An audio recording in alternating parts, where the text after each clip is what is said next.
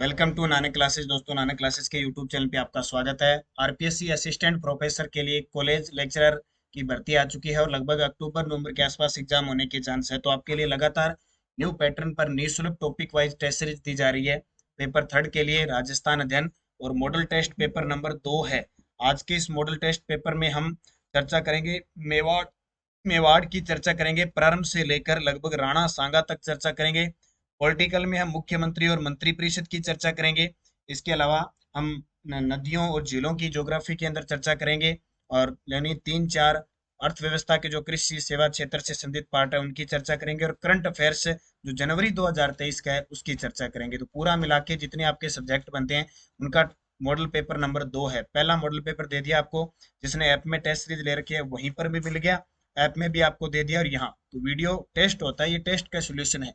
तो दूसरा टेस्ट 8 तारीख को हुआ था, उसका आपको सोल्यूशन मिल चुका है। पूरा सोल्यूशन देखिए, क्या आपने गलती की, कहाँ पे कौन से क्वेश्चन में आपको डाउट लगा, आप पूरा पढ़ सकते हो। यूट्यूब पे फ्री है और यहाँ पे भी आपको टेस्ट के माध्यम से व्याख्या दी जा रही है।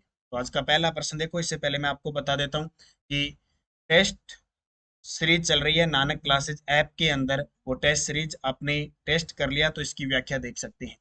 किस इतिहासकार ने मेवाड़ के गुहिलोतों को नागर जाति के ब्राह्मण गुहदेत का वंशज बताया है? किस इतिहासकार ने मेवाड़ के गुहिलोतों को नागर जाति के ब्राह्मण गुहदेत का वंशज बताया है? तो गोपीनाथ शर्मा ने, डॉक्टर गोपीनाथ शर्मा। देखो, नाम आता है गुहिल।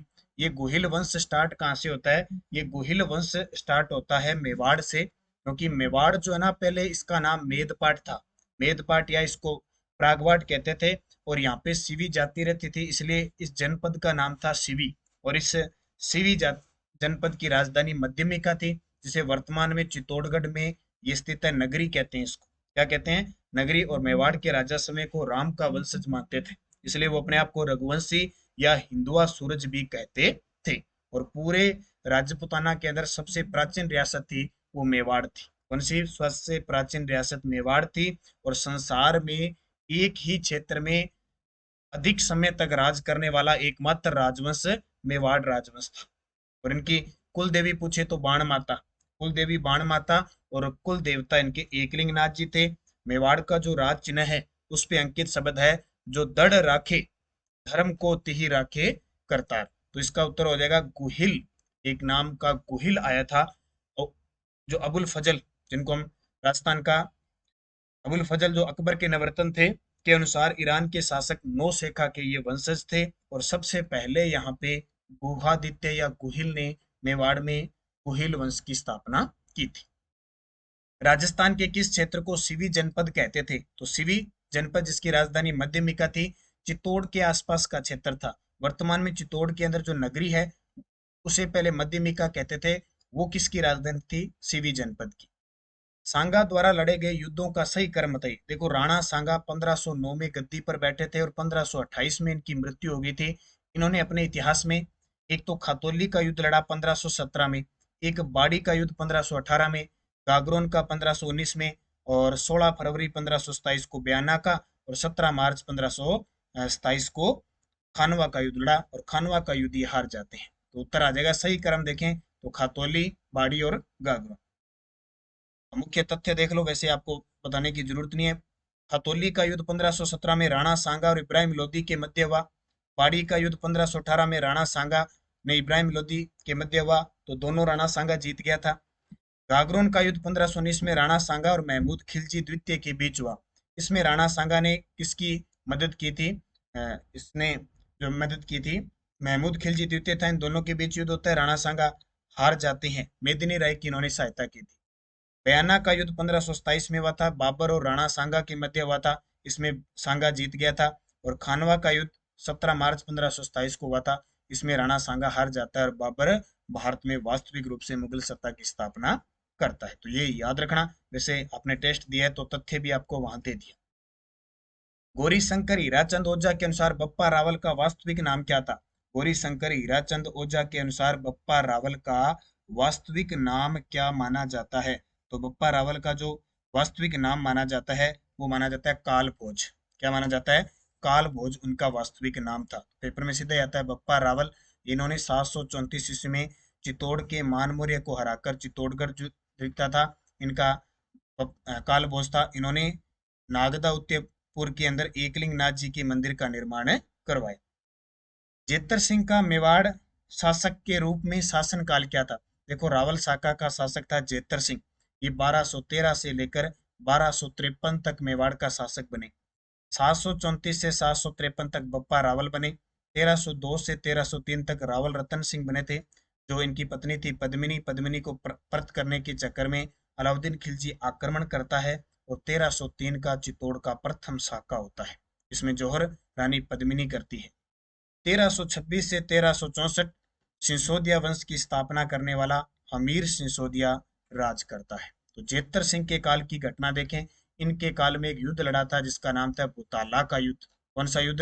बोताला का युद्ध हुआ था 1227 में। इस युद्ध में जेतर सिंह ने इल्तुतमिश को हराया था और जेतर सिंह ने अपनी राजधानी क्या बनाई थी? नागदा से चित्तौड़ राजधानी बनाने वाला शासक कौन था? जेतर सिंह था। 1540 ईस्वी में मलिक मोहम्मद जायसी ने किस ग्रंथ में अलाउद्दीन खिलजी के चित्तौड़ आक्रमण का कारण रावल रतन सिंह की पत्नी पद्मिनी को प्राप्त करना बताया, जिसके समर्थक डॉक्टर दशरथ शर्मा है? 1540 में मलिक मोहम्मद जायसी ने ग्रंथ लिखा था पद्मावत। ठीक है, इस ग्रंथ में चित्तौड़गढ़ साके के 1303 की पूरी कहानी लिखी हुई है कि रावल रतन सिंह की पत्नी पद्मिनी होती है, जो श्रीलंका के राजा गंधर्व सेन की पुत्री होती है, और उसकी शादी रावल रतन सिंह से होती है। और कैसे अलाउद्दीन खिलजी से प्राप्त करने के लिए चित्तौड़ पर आक्रमण करता है। चित्तौड़ दुर्ग 1303 ईस्वी में साके की जानकारी किस ग्रंथ में मिलती है? ये पिछले साल शायद एग्जाम में भी आया था। चित्तौड़गढ़ दुर्ग में साका हुआ 1303 में, अलाउद्दीन खिलजी ने आक्रमण किया था। इसकी जानकारी मिलती है खजाइन उल फतूह है, जो अमीर खुसरो के द्वारा लिखा गया। इसकी जानकारी मिलती है पद्मावत ग्रंथ से। किस शासक को कीर्ति स्तंभ प्रशस्ति में विषम घाटी पंचानन की संज्ञा दी गई है? किस शासक को कीर्ति स्तंभ प्रशस्ति में विषम घाटी पंचानन की संज्ञा दी गई है? वह है हमीर। ये वही हमीर है जो 1326 में मेवाड़ में सिसोदिया वंश की नींव डालता है और 1364 ईस्वी तक ये गद्दी पर बैठता है।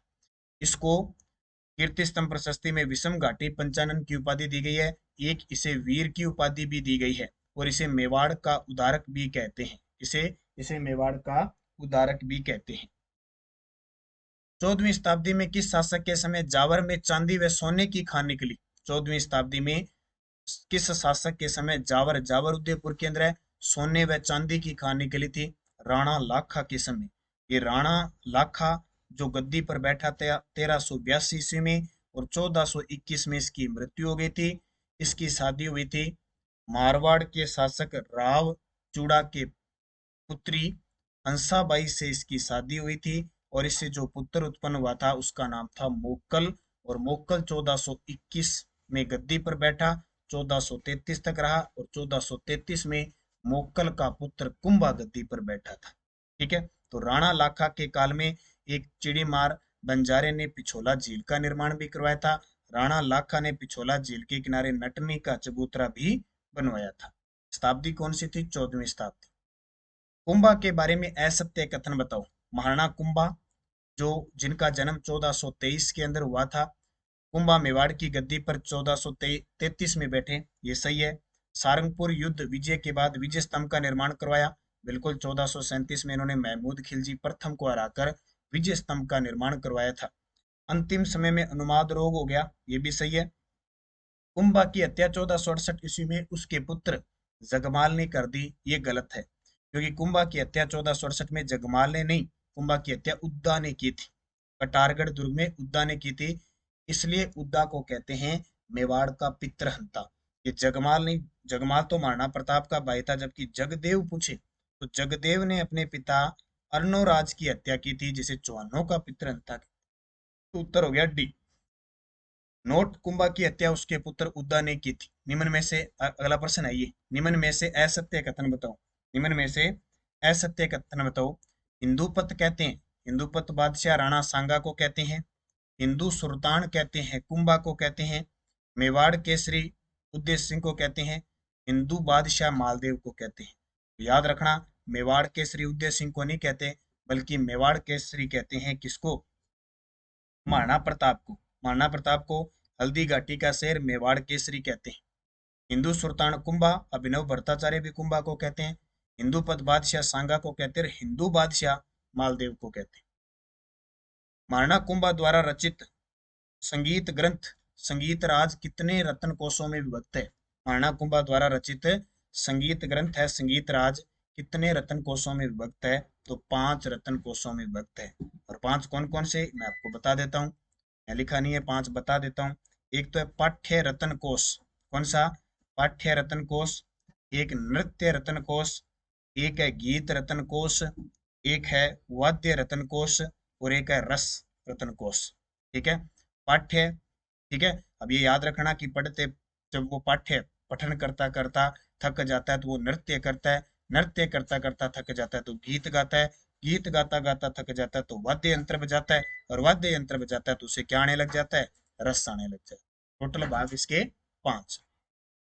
निम्न में से महाराणा सांगा के संदर्भ में असत्य कथन बताइए। महाराणा सांगा 1504 से 1508 ईस्वी तक सांगा गृह क्लेश के कारण अज्ञातवास में रहे, बिल्कुल। और बाद में गृह क्लेश खत्म हुआ, 1509 में ये गद्दी पर बैठे। महाराणा सांगा का राज्याभिषेक 24 मई 1511 में हुआ, ये गलत है क्योंकि इनका राज्याभिषेक 1509 में हुआ था। जयमल से बचने के लिए सांगा ने अजमेर के करमचंद पंवार के यहाँ शरण ली थी, बिल्कुल। और राणा सांगा की मृत्यु 30 जनवरी 1528 को हुई थी, ये भी सही है। तो ये गलत हो जाएगा क्योंकि 1509 में गद्दी पर बैठे थे, ये 1511 में नहीं बैठे थे। 1540 ईस्वी में मावली का युद्ध लड़ा गया था, मावली का युद्ध। तो 1540 में मावली का युद्ध उदय सिंह और बनवीर के बीच लड़ा गया था, और इसी बीच उदय सिंह ने बनवीर को मारकर 1540 में गद्दी हासिल की थी। हालांकि उदय सिंह का कुंभलगढ़ दुर्ग में 1537 में राज्याभिषेक हो गया था, लेकिन गद्दी वो 1540 में प्राप्त करते हैं। 1540 से लेकर 1572 तक गद्दी पर बैठते हैं कौन? उदय सिंह। खानवा युद्ध 17 मार्च 1527 ईस्वी के युद्ध में बाबर ने किस शासक को हराया था? तो 17 मार्च 1527 का एक ऐतिहासिक युद्ध होता है। इस युद्ध में बाबर ने राणा सांगा को हराया था। राणा सांगा ने इस युद्ध में पाती परवन प्रथा का प्रयोग किया, सारे हिंदू राजाओं को बुलाया था, लेकिन फिर भी राणा सांगा हार गया।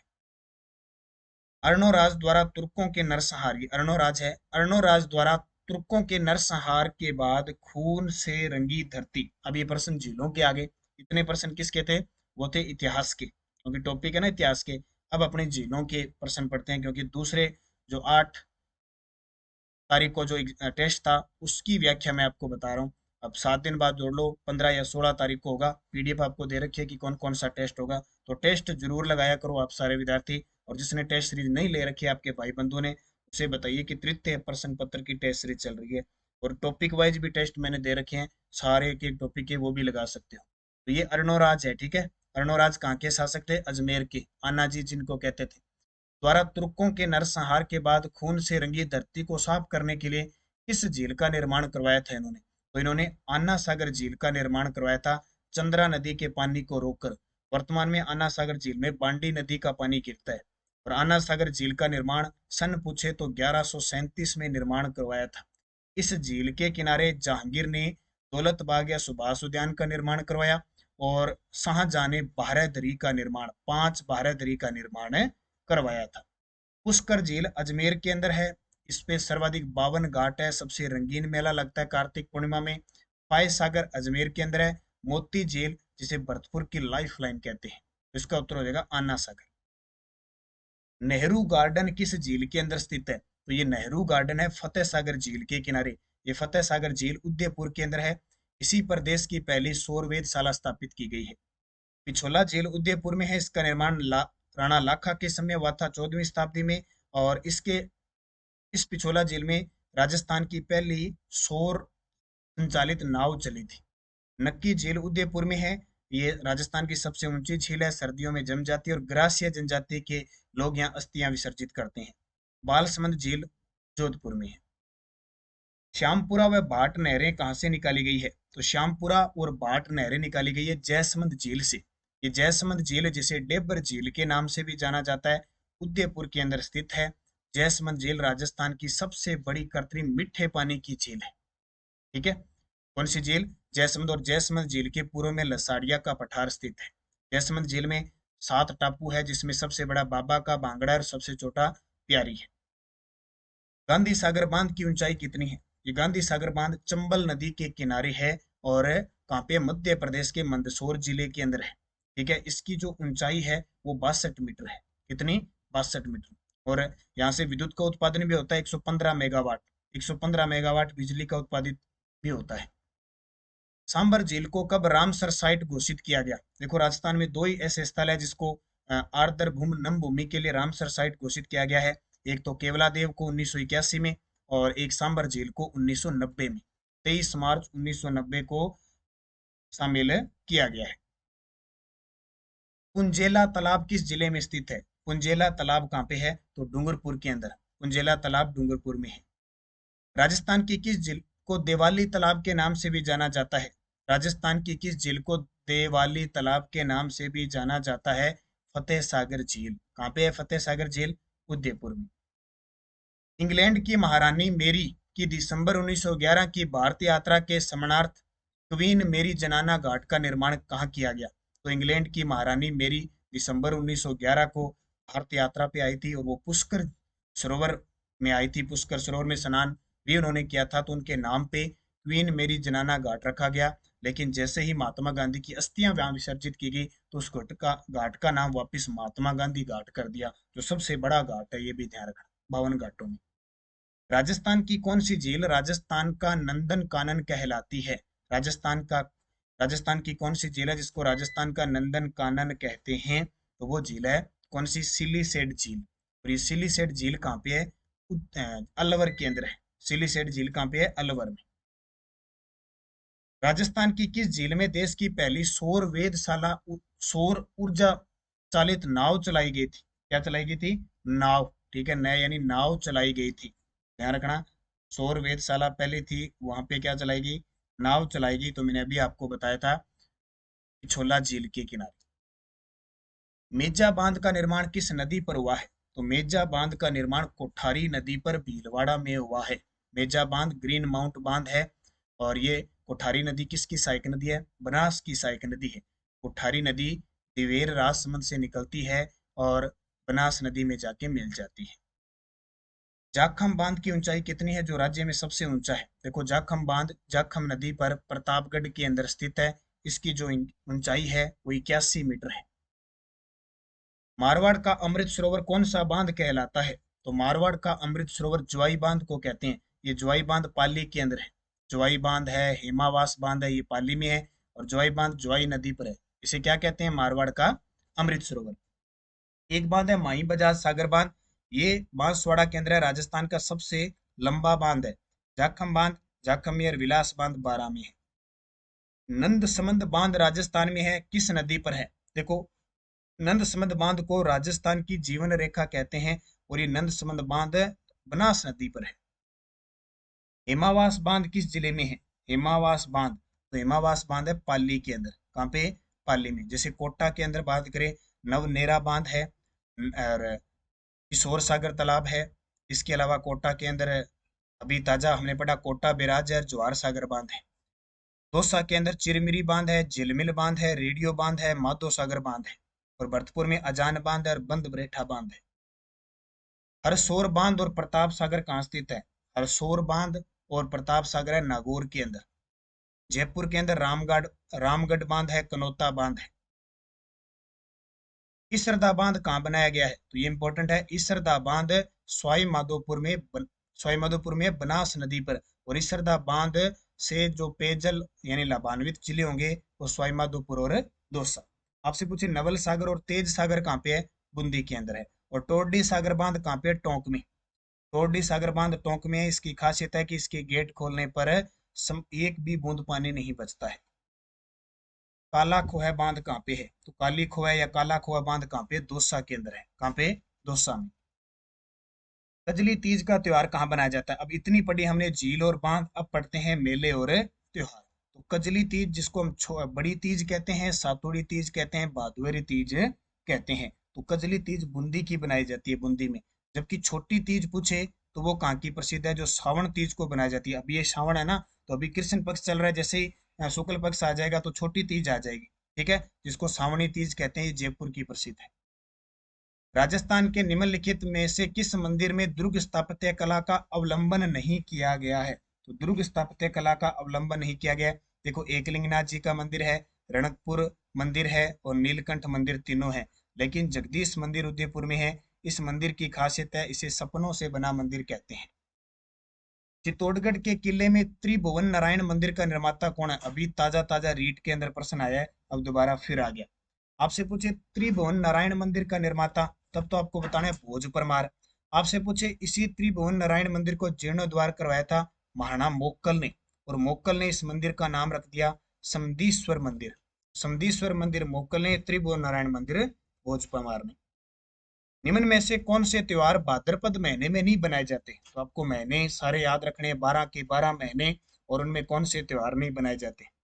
तो देखो, गोगा नवमी बनाई जाती है भाद्रपद कृष्ण नवमी को, अंतन अनंत चतुर्थी बनाई जाती है, और आंवला नवमी और शरद पूर्णिमा ये भाद्रपद महीने में नहीं बनाई जाती। तो सी और डी इसका उत्तर हो जाएगा, ये दोनों उत्तर हो जाएंगे, सी और डी। ठीक है, अगला प्रश्न देखो, अपनी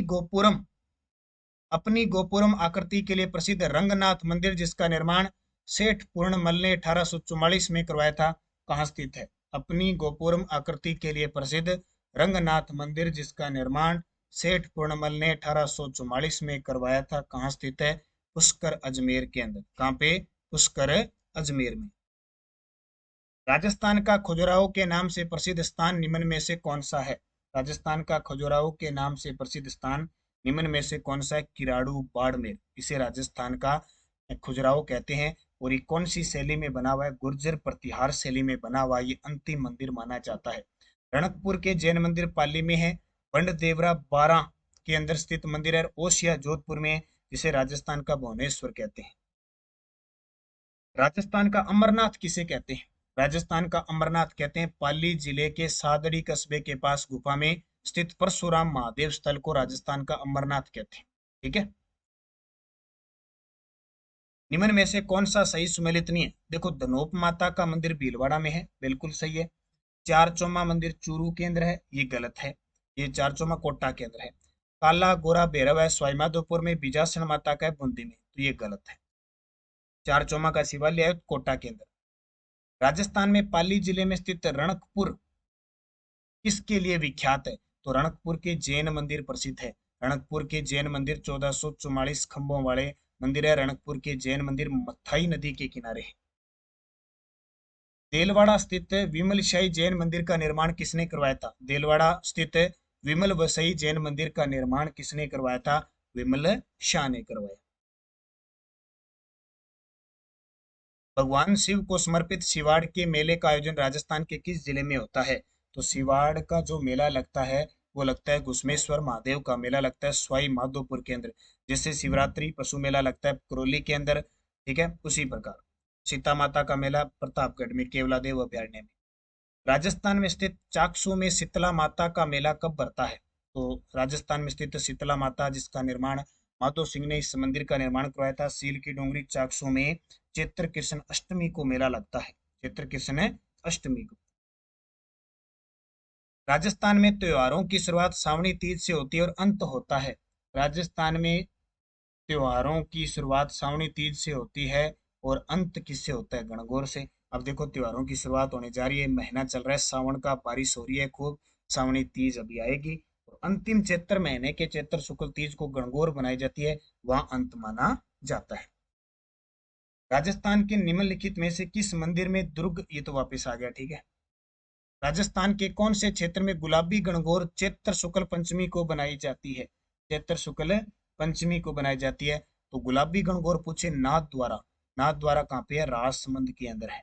नाथ द्वारा कहाँ पे है? राजसमंद में। और नाथ द्वारा की पिछवाई कला प्रसिद्ध है, ये ध्यान रखना। नाथ द्वारा में ही अक्टूबर के अंदर 5G की शुरुआत की गई थी अंबानी के द्वारा यहाँ से।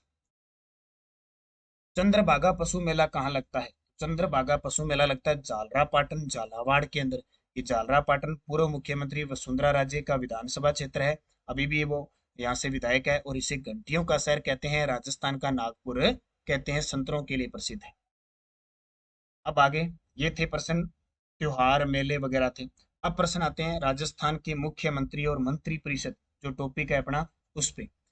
मुख्यमंत्री की नियुक्ति भारत के संविधान के किस अनुच्छेद के अंतर्गत होती है? मुख्यमंत्री की जो नियुक्ति होती है, नियुक्ति पूछे तो संविधान के अनुच्छेद 164 के तहत। किसके तहत? 164 के तहत।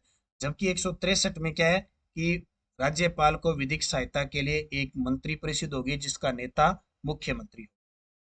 164 एक में पूछे तो मुख्यमंत्री राज्यपाल करता है, मुख्यमंत्री की नियुक्ति कौन करता है? राज्यपाल करता है।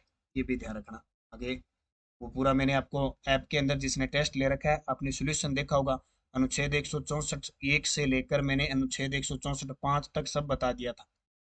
भारत के संविधान भारत के संविधान की किस अनुसूची के तहत राज्य में राज्यपाल द्वारा मंत्री को पद और गोपनीयता की शपथ दिलाई जाती है?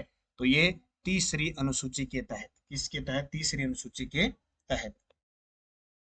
अगला प्रश्न देखो, यदि किसी ऐसे व्यक्ति को राज्य का मंत्री बनाया जाता है जो राज्य विधायिका का सदस्य नहीं है, तो इस विषय में संवैधानिक प्रावधान क्या है? तो इस विषय में संवैधानिक प्रावधान क्या है? उसका 6 माह के भीतर निर्वाचन किया जाए। ठीक है, संविधान का अनुच्छेद 164 है ना, 164(4), वो कहता है कि मुख्यमंत्री और मंत्रियों की योग्यता होती है। उसमें यह होता है कि यदि मुख्यमंत्री विधानमंडल के किसी सदन का सदस्य नहीं होता है तो वह 6 माह तक मुख्यमंत्री रह सकता है। ठीक है, 6 माह के भीतर उसे विधानमंडल के किसी सदन की सदस्यता ग्रहण करनी पड़ती है, अन्यथा त्याग पत्र देना पड़ता है। संविधान में राज्य के मुख्यमंत्री का कर्तव्य निर्धारित किया है। तो संविधान का अनुच्छेद 167 ये है कि मुख्यमंत्री के संवैधानिक कर्तव्यों का उल्लेख करता है। मुख्यमंत्री की पदावधि विधानसभा के कार्य अवधि के समर्पित होती है। ये आपका यहाँ पे प्रश्न है, गलत है। ठीक है, ये गलत है। राजस्थान के मंत्रिपरिषद में मुख्यमंत्री सहित अधिक से अधिक कितने सदस्य गण हो सकते हैं? तो राजस्थान की मंत्रिपरिषद की बात करें तो राजस्थान में विधानसभा सीटें कितनी है? 200। तो उसका 15% से अधिक मंत्री नहीं हो सकते। इसका मतलब 29 मंत्री होंगे और एक मुख्यमंत्री होगा। तो टोटल कितने होंगे? 30। मुख्यमंत्री सहित पूछे तो 30। ये देख लो, 91वां संविधान संशोधन है, उसके तहत 2003 के तहत ये जोड़ा गया कि राज्य मंत्री परिषद है उसका आकार निश्चित किया गया है। राज्य मंत्री परिषद में मुख्यमंत्री सहित अधिकतम मंत्री उस राज्य की कुल विधानसभा सीटों का 15% और मुख्यमंत्री सहित न्यूनतम मंत्री 12 होंगे। निम्न में से कौन सा दिसंबर 1992 में राष्ट्रपति शासन के समय राजस्थान के मुख्यमंत्री थे? तो 1900 देखो, 4 बार राष्ट्रपति शासन लगा है। 1967 में लगा, उस समय कौन थे? मोहनलाल सुखाड़िया। 1977 में लगा, उस समय हरिदेव जोशी थे। और 1980 के अंदर भैरव सिंह शेखावत थे। और 1990 92 93 के अंदर भी कौन? भैरव सिंह शेखावत थे। निम्न में से कौन राजस्थान के मुख्यमंत्री व उप मुख्यमंत्री के पद पे रहे? तो टीकाराम पालीवाल। ये टीकाराम पालीवाल, ये सिकराय दौसा से संबंध था इनका। ये एक बार मुख्यमंत्री भी रहे थे, प्रथम राजस्थान के प्रथम निर्वाचित मुख्यमंत्री। और उसके बाद में जयनारायण व्यास बन गए तो ये उप मुख्यमंत्री बने। श्रीमती वसुंधरा राजे राजस्थान की प्रथम बार मुख्यमंत्री कब बनी? तो ये 2003 से लेकर 2008 तक। ठीक है, इनका जन्म दिवस आता है 8 मार्च को, अंतर्राष्ट्रीय महिला दिवस के रूप में बनाया जाता है। पहली बार ये 2003 से 8 तक रही और दूसरी बार 2013 से 18 तक रही। 5 बार ये विधायक रह चुकी है और 5 बार ये लोकसभा सांसद रह चुकी है। राजस्थान के मुख्यमंत्री को चयनित कीजिए जिन्होंने राज्यपाल के रूप में कार्य किया। राज्यपाल के रूप में कार्य किया तो मोहनलाल सुखाड़िया ने भी किया, शिवचरण माथुर ने भी किया और जगन्नाथ पहाड़िया ने भी किया। तो 1 3 4, मोहनलाल सुखाड़िया, शिवचरण माथुर, जगन्नाथ पहाड़िया। राज्य के पहले व एकमात्र अल्पसंख्यक मुख्यमंत्री कौन थे? राज्य के पहले व एकमात्र अल्पसंख्यक मुख्यमंत्री कौन थे? बरकतुल्ला खां। और बरकतुल्ला खां मोहनलाल सुखाड़िया ने जब त्याग पत्र दिया तब बरकतुल्ला खां बने थे। इनका संबंध जोधपुर से है और इनके नाम पे स्टेडियम भी जोधपुर के अंदर बना है। 1971 से लेकर 73 तक ये 1971 से 73 तक ये मुख्यमंत्री रहे थे। राजस्थान के प्रथम मुस्लिम मुख्यमंत्री और पद पे रहते हुए मृत्यु को प्राप्त पहले मुख्यमंत्री थे। व्यक्ति समूह को इंगित कीजिए जिन्होंने 3 या अधिक अवसरों पर राजस्थान के मुख्यमंत्री पद की शपथ ली थी। अब देखो, 2-3 ऐसे व्यक्ति थे जिन्होंने मुख्यमंत्री शपथ अलग अलग बार ली थी। जैसे अभी मुख्यमंत्री अशोक गहलोत है वर्तमान में, तो तीसरी बार मुख्यमंत्री बने हैं। कितनी बार? तीसरी बार मुख्यमंत्री बने हैं। इसके अलावा जयनारायण व्यास 2 बार, मोहनलाल सुखाड़िया 4 बार, हरिदेव जोशी 3 बार। तो ये ऑप्शन कट गया। मोहनलाल सुखाड़िया 4 बार, हरिदेव जोशी 3 बार, भैरव सिंह शेखावत, ये सही है। शिवचरण माथुर 2 बार बने हैं, हीरालाल शास्त्री भी बने, लेकिन जयनारायण व्यास भी 2 बार बने। तो उत्तर आ जाएगा मोहनलाल सुखाड़िया, हरिदेव जोशी, भैरव सिंह शेखावत। तो भैरव सिंह शेखावत 3 बार रहे, हरिदेव जोशी 2 बार, मोहनलाल सुखाड़िया 4। मुख्यमंत्री के रूप में कार्यकाल की अवधि के आधार पर राजस्थान के अधोलिखित मुख्यमंत्रियों को अवरोही क्रम सर्वाधिक अवधि सर्वप्रथम में व्यवस्थित कीजिए। देखो, अवरोही क्रम का मतलब है बड़े से छोटा। तो सबसे ज्यादा बार रहे थे मोहनलाल सुखाड़िया, 17 साल लगभग। ठीक है। उसके बाद आते हैं कौन, अशोक गहलोत, आगे भी पूरे 15 साल। उसके बाद में भैरव सिंह शेखावत, फिर हरिदेव जोशी। हरिदेव जोशी राजस्थान के चाणक्य कहा जाते हैं। 3 बार मुख्यमंत्री रहे, लेकिन एक बार भी इन्होंने कार्यकाल पूरा नहीं किया था। तो इसका उत्तर क्या आ जाएगा, 1 4 3 2। राजस्थान के निम्नलिखित मुख्यमंत्रियों में से कौन मुख्यमंत्री नियुक्त होते समय राजस्थान विधानसभा सदस्य नहीं थे?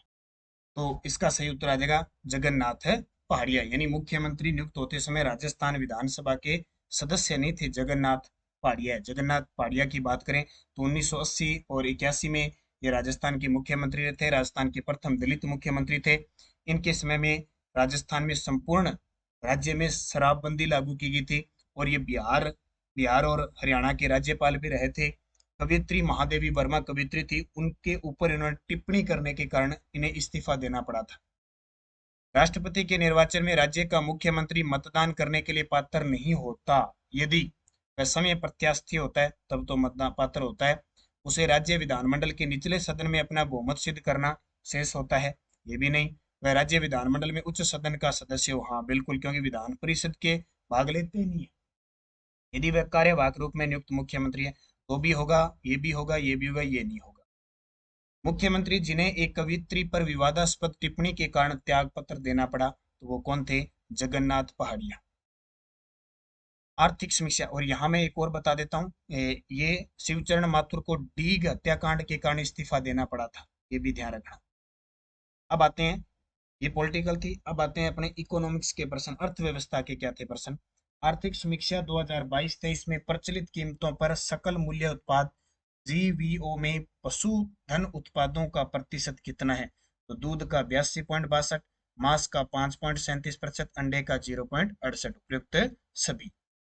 राज्य में कृषि गणना 2015-16 के अनुसार कुल प्रचलित भूमि जोतों की संख्या कितनी है? कुल प्रचलित भूमि जोतों की संख्या कितनी है? 76.55 लाख। कितनी? ये मैं सुबह करंट की क्लास में करवा चुका हूँ। रोज डेली 8 बजे करंट अफेयर्स की क्लास आती है, 15 से 17 मिनट की, वो जरूर आप सारे विद्यार्थी देखा करो। वर्ष 2015-16 के अनुसार राज्य में भूमि जोतों का औसत आकार कितना रहा? भूमि जोतों का औसत आकार कितना रहा? तो ये रहा 2.73 हेक्टेयर। 2.73 हेक्टेयर। अगला देखो, राज्य कृषि गणना 2015-16 के अनुसार कुल महिला प्रचलित भूमि जोतों की संख्या कितनी है? कुल महिला प्रचलित भूमि जोतों की संख्या 7.75 लाख। फिर देखिए, वर्ष 2002-03 से 2006-07 की औसत उत्पादकता की तुलना में वर्ष 2021-22 में फसल उत्पादकता में प्रतिशत वृद्धि के बारे में असत्य बताइए। फसल उत्पादकता की बात करें तो कपास 95.10, तिलहन 36.65, अनाज 62.21, दालें 34.30। ये गलत है, क्योंकि दालें हैं 54.30%। प्रधानमंत्री कृषि सिंचाई योजना में केंद्र और राज्य का वित्त पोषण कितना है? तो प्रधानमंत्री कृषि सिंचाई योजना, जिसको हम कहते हैं PMKSYMI, ठीक है, इसमें केंद्र और राज्य का जो हिस्सा है वो 60-40 है। कितना? 60-40। राजस्थान राजस्थान आर्थिक समीक्षा 2022-23 के अनुसार प्रचलित मूल्य पर कृषि व संबंधित क्षेत्र का सकल राज्य मूल्यवर्धन में योगदान कितना है? तो सकल राज्य मूल्यवर्धन, जिसको हम कहते हैं GSVA, इसका है 28.95%। कितना? 28.95। ये प्रश्न बहुत बार आता है, इसको अच्छे तरीके से पढ़ना। राजस्थान आर्थिक समीक्षा 2022-23 में प्रचलित मूल्यों पर कृषि व संबंधित क्षेत्र में योगदान में असत्य बताओ। तो पशुधन 46.41%, फसल 46%, वानिकी 17.22%, मत्स्य 0.39। तो इसमें गलत हो जाएगा वानिकी, क्योंकि वानिकी का हिस्सा 17.20 नहीं है बल्कि 7.20% है। राजस्थान आर्थिक समीक्षा 2022-23 के अनुसार राजस्थान में कुल खाद्यान्न उत्पादन अग्रिम अनुमानित कितना है? कुल खाद्यान्न उत्पादन अग्रिम अनुमानित कितना है? 253.99 lakh metric ton. 253.99 lakh metric ton. ये याद रखना, ये प्रश्न आता है बहुत बार। गणतंत्र दिवस पर, अब आगे करंट के प्रश्न। गणतंत्र दिवस पर राजस्थान के 4 व्यक्तियों को 3 पद्मश्री देने की घोषणा हुई, उनमें शामिल। देखो, 4 व्यक्तियों को दिए 3 पद्मश्री। तो अहमद हुसैन और मोहम्मद हुसैन, गजल गायक है जयपुर के। मूलचंद लोढ़ा, सामाजिक कार्यकर्ता है डूंगरपुर के। और लक्ष्मण सिंह लापोडिया, सामाजिक कार्यकर्ता है जयपुर के। इन 3 पद्मश्री मिले। ये मोहम्मद हुसैन और अहमद हुसैन, ये गजल गायक है, इन दोनों भाइयों को एक ही मिला। तो 3 तो पद्मश्री राजस्थान के हाथ में। व्यक्ति कितने थे? 4। हाल ही में राजस्थान सरकार ने किस लोक देवता की 1111वीं जयंती पर सार्वजनिक अवकाश घोषित किया? अब अगला जो टेस्ट होगा ना, उसमें फरवरी महीने के करंट अफेयर्स डाले हुए हैं। ठीक है, ये ध्यान रखना। तो देवनारायण जी की। किस जिले के केंद्रीय कारागार परिषद में इंडियन ऑयल कॉरपोरेशन लिमिटेड के सहयोग से petrol pump assign the filling station खोला जाएगा? राजस्थान में किस जिले के केंद्रीय कारागार परिषद में इंडियन ऑयल कॉरपोरेशन लिमिटेड के सहयोग से? तो ये अलवर के अंदर। हाल ही में राजस्थान के किस पोर्टल को ई गवर्नेंस श्रेणी में 2022 का स्कॉच गोल्ड अवार्ड प्रदान किया गया, जो 18 दिसंबर 2020 से संचालित है? तो जन कल्याण पोर्टल। 16वें साहित्य महोत्सव में 8वें महाकवि कन्हैयालाल सेठिया कविता अवार्ड किसे प्रदान किया गया? 16वें जयपुर साहित्य महोत्सव हुआ था, उसमें 8वां महाकवि कन्हैयालाल सेठिया कविता अवार्ड दिया गया के सच्चिदानंद को प्रदान किया गया। ललित मीणा जिन्हें हाल ही में धनुर्धर श्री लिम्बाराम पुरस्कार से सम्मानित किया गया, लेकिन इनका संबंध किस खेल से है? तो ललित मीणा जिन्हें हाल ही में कुंभाराम धनुर्धर श्री लिम्बाराम पुरस्कार से सम्मानित किया गया। तो ललित मीणा क्रिकेटर हैं। ललित मीणा किस खेल के खिलाड़ी हैं? क्रिकेट के। हाल ही में राजस्थान के किस पूर्व अंतर्राष्ट्रीय खिलाड़ी को Rajiv Gandhi lifetime award दिया गया? गगन खोड़ा को। हाल ही में चूरू के सुजानगढ़ की हरितिमा ढाणी चर्चा में है, इसका कारण क्या है? हरितिमा ढाणी चर्चा में है, इसका कारण डेजर्ट पार्क निर्माण। तो ये थे आज के इम्पोर्टेंट पर्सन पूरे टेस्ट के अंदर जो आपको दिए थे। लगभग मुख्य मुख्य जो बातें आपको बतानी थी वो पूरा आपको मैंने दे दिया। यूट्यूब पे भी ये फ्री मिल रहा है, और ऐप के अंदर जिसने टेस्ट दिया है वहाँ पे। तो नानक क्लासेज ऐप में जाइए और ये टेस्ट सीरीज आप जरूर लो जिसने नहीं ली है। ठीक है, तो आप थर्ड पेपर की अच्छे तरीके से तैयारी करें। जिन विद्यार्थियों में ये दिक्कत थी कि हमारे बहुत कम नंबर बन रहे हैं, अगर इसको फॉलो करते रहे तो आप निश्चित तौर पे आपको इस थर्ड पेपर के लिए जीके का जो पेपर है उसमें आपको सफलता होगी। सारे के सारे टॉपिक इसमें शामिल किए गए हैं, उसी के हिसाब से आपको क्लास मिलती रहेगी। धन्यवाद। जय हिंद, जय भारत।